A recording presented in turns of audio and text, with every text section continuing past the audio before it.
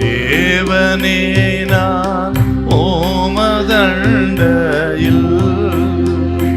இல்லோம் நெருங்கி சேர்வதே என் ஆவல் பூமியில். யோவான் எழுதின சுவிசேஷம் 11ஆம் அதிகாரம் 6வது வசனம். அவன் வியாதியா இருக்கிறதாக அவர் கேள்விப்பட்ட பொழுது தாம் இருந்த இடத்திலே பின்னும் 2 நாள் தங்கினார். மார்த்தாள், மரியாள், லாசரு, இந்த குடும்பத்தை ஆண்டவர் அதிகமாய் நேசித்தார். அப்படி இருக்கும்போது ஒரு நாள் ஆண்டவர் நேசித்த அந்த சிநேகிதனாயிருந்த லாசரு வியாதிப்பட்டான். அவன் வியாதிப்பட்ட விஷயத்தை சகோதரிகள் ஆண்டவருக்கு சொல்லி அனுப்புகிறார்கள். ஆண்டவரே, நீர் சிநேகிக்கிறவன் வியாதியா இருக்கிறான் என்ற செய்தி ஆண்டவருக்கு சொல்லி அனுப்புகிறார்கள். இதை கேட்ட ஆண்டவர் உடனே புறப்பட்டு வருவார். காரியெல்லாம் சுமூத்தா முடிஞ்சிடும், நமது காரியம் வெற்றியா இருக்கும், நம் பயமெல்லாம் நீங்கி போயிடும், ஆண்டவர் இயேசு வருவார், சகோதரனுக்கு சுகம் கொடுப்பார், எல்லாம் சரியாயிரும் என்று அவர்களுக்குள்ளே ஒரு சந்தோஷமும் ஆழமான நம்பிக்கை, அந்த நம்பிக்கையில் தான் செய்தி அனுப்புகிறார்கள். ஆனால் என்ன நடந்தது? இன்னும் 2 நாள் தங்கினார். இந்த செய்தி வந்த உடனே புறப்பட்டு வரல ஆண்டவர் இயேசு, இன்னும் 2 நாள் அங்கே தங்கினார். என்ன நடந்தது? அதற்குள்ளாக லாசரு மரித்து விட்டான். 4 நாள் ஆகிவிட்டது.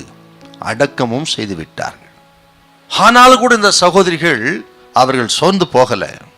அவர்கள் இருதயம் கர்த்தரை நம்பி திடனா இருந்ததா. நீங்கள் 11:21, 11:32 வாசி பார்த்தீங்கன்னா, நீர் இங்கே இருந்திருந்தானால் என் சகோதரன் மரித்திருக்க மாட்டான். இன்னும் அவர்களுக்குள்ளே ஆண்டவர் மேல் விசுவாசம் இருக்கிறது. ஆகவே தான் நான் சொன்னேன், துர்ச்செய்தி கேட்கிறதுனால் பயப்படான், அவன் இருதயம் கர்த்தரை நம்பி திடனாயிருக்கு. ஆண்டவர் மேல் நம்பிக்கையா இருக்கிற மக்களுக்கு எப்படிப்பட்ட துர்ச்செய்தி வந்தாலும் சரி, அவர்கள் ஒருவேளை அந்த நேரத்தில் அவர் விசுவாசம் அசைக்கப்படுறது போல இருக்கலாம், கைவிடப்பட்டது போல அவர்கள் உணர்ந்து துயரப்படலாம். ஆனால் இயேசுவின் பேரில் வைத்திருக்கிற விசுவாசத்தை அவர்கள் இழக்க மாட்டார்கள். அதுக்கு பதிலாக அவரை நம்பி திடனாயிருப்பார்கள். இதிலிருந்து சில வார்த்தைகளை நாம் மனதில் வைக்க வேண்டும். நமது ஆண்டவர் அன்புள்ளவர், இரக்கமுள்ள தெய்வம்.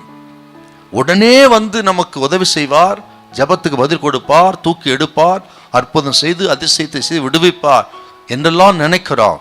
உண்மைத்தான். அன்பான ஆண்டவர், இரக்கமுள்ள தெய்வம், அதை செய்வார். ஆனால் அநேக நேரத்தில் அல்லது சில நேரங்களிலே அவர் தாமதிக்கவும் செய்வார்.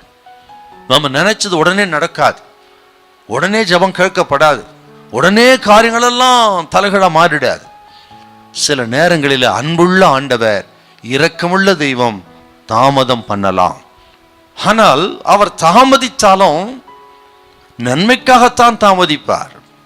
இன்னும் சொல்லுகிறேன், ஆண்டவர் தாமதித்தாலும் சரி, நாம் விரும்பினதை காட்டிலும் மிக சிறந்ததை கொடுப்பதற்கு, பெஸ்டானது கொடுப்பதற்கே அவர் தாமதிப்பார். இந்த மாதத்துல அந்த பெஸ்டான ஆசீர்வாதத்தை உங்களுக்கு தருவார். ஹல்லேலூயா, ஹல்லேலூயா.